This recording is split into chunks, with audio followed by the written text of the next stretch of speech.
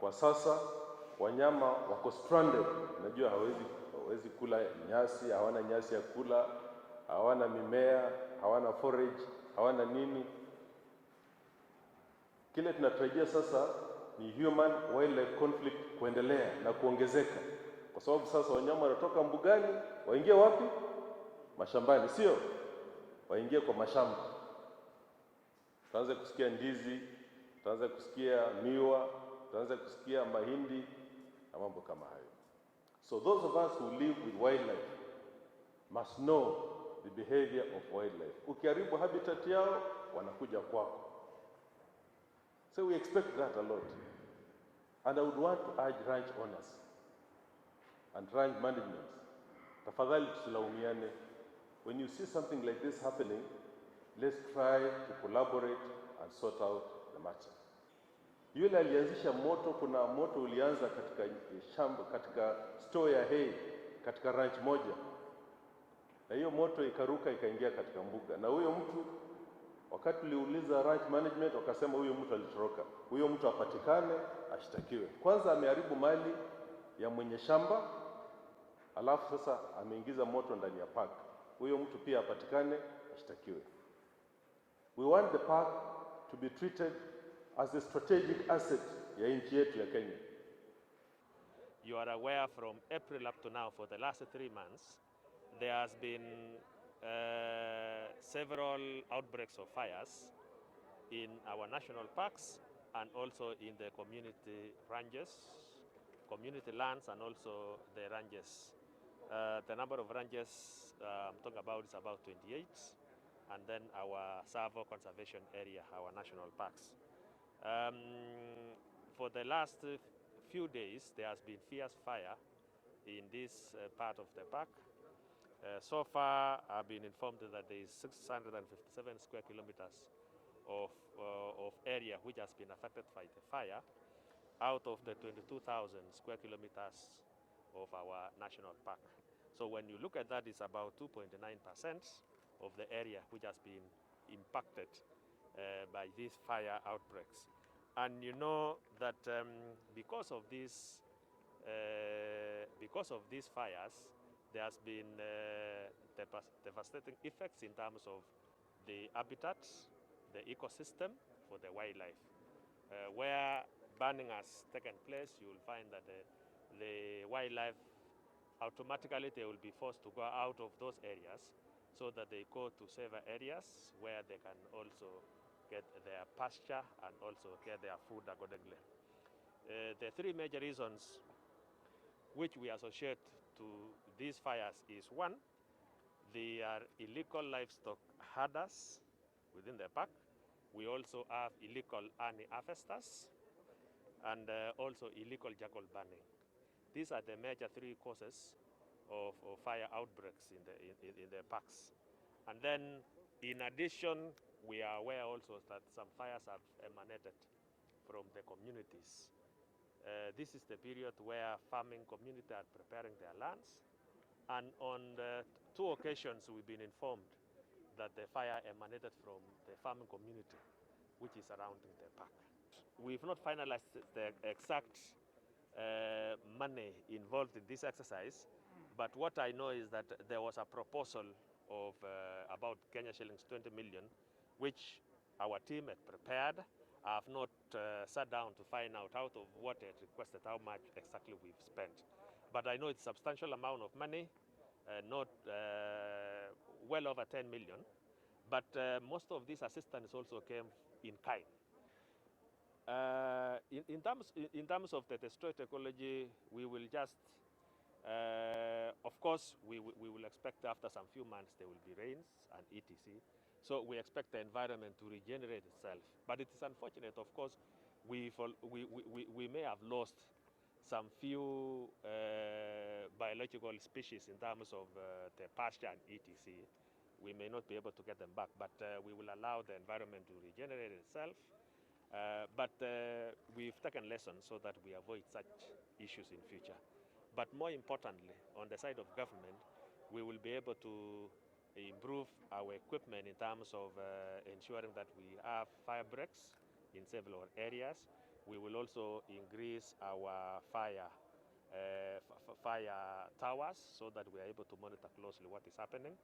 And more importantly, we've also worked with the security system and agreed that the officers on the ground from Nyumba Kumi, from Assistant Chief and the leadership, they will be able to monitor closely so that whenever there are such incidents, we should be able to pass the information and then take the necessary action. And for the people who are responsible for these fires, we will treat them as arsonists, and therefore it means the full force of the law will be used to ensure that they are appropriately. We will allow the law to take its course for people who deliberately create and start these fires. Arson, like the peers has mentioned, is a crime. And once a crime is committed, it cannot be left just like that. We have to go for those who committed the crime, and so that nobody does a similar thing in future. We think that those who have ranches and are aware of maybe one or two people who are suspected to have, ignited the fire, maybe maliciously, we want to know them. We've asked our CID officers to investigate, and I'm sure they'll come up with something. But above that, we've said that, fires being a menace in these times must be fought collaboratively. We want every ranch, every stakeholder in this area to participate, and I think we've agreed on that. But I've also insisted that the national government administrative officers on the ground, especially the chiefs and assistant chiefs and the Nyumba Kumis, to identify people who are keeping animals here, livestock keepers, who have more animals than their land can carry.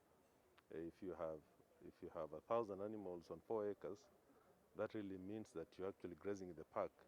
And when park authorities take action against you, you're most likely to commit some malice like what we've seen.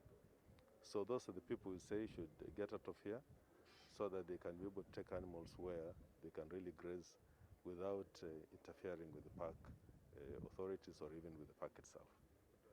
Why has it taken? At the end of the day, tunajua nani ni owner ya ranch. Na kama kuna sababu, kama kuna swali, tutakuja kwa /14/606/2020. Kwa kweli itavunja wananchi moyo. Na hivyo tulichukua kwamba kwa vile tuko na hiyo mtu ambao kwa kizungu tunamuita suspect hapo kwa kitabu. Na sisi ni neighbors and sisi tunajitaga natural neighbors wa National Park. from the ranch owner up to the tenant. Kwa sababu lazima tujue ng'ombe ama mifugo ikipelekwa, sheria ilikuwa participation ya watu wetu kulinganisha ya hali kufikia pamoja.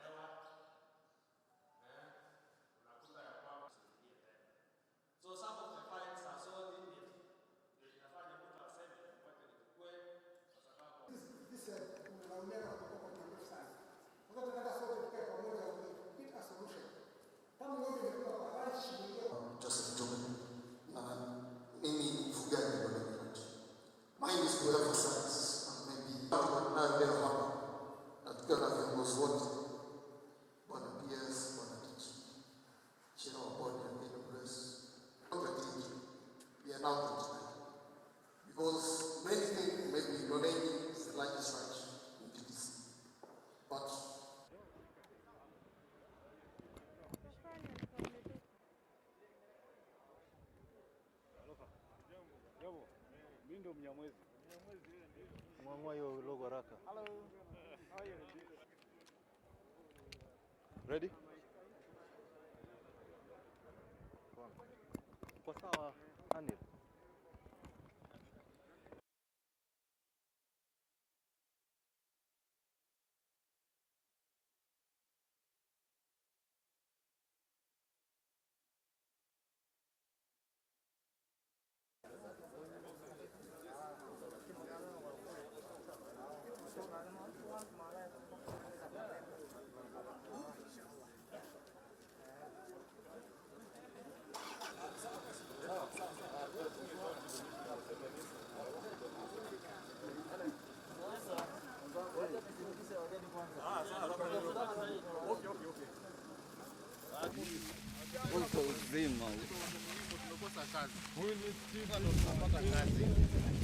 Merauka sana kuchi sana. Achana na mimi waje bila kifaa hapo jamani. Wanangoja upite. Wewe hakuna mtu anakuja.